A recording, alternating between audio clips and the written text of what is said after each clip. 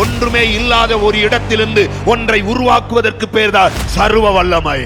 இன்னைக்கு காலையில் ஆண்டவர் சொல்றார், நாம் ஆராதிக்கிற ஆண்டவர் வல்லமையுள்ளவர் மட்டுமல்ல, அவர் சர்வ வல்லமையுள்ளவர். நம்முடைய ஆண்டவர் ஏல் தேவன் அல்ல, ஏலோகிம் தேவன்.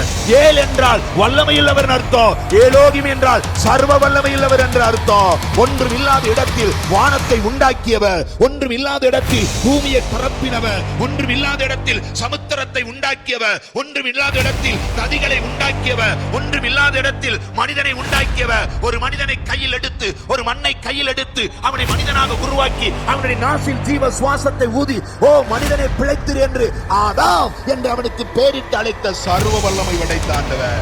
நீங்கள் நானும் ஆராதிக்கிற ஆண்டவர் ஒன்றும் சாதாரணமானவர் அல்ல. அந்த சர்வ வல்லமையில் ஆண்டவருடைய செயலை இந்த பெட்டியின் வழியாக இஸ்ரவேல் மக்கள் பார்த்தார்கள். அந்த சர்வ வல்லமையில் ஆண்டவருடைய செயலை கிறிஸ்துவின் வழியாய் நாம் எல்லோரும் அனுபவித்துக் கொண்டிருக்கிறோம்.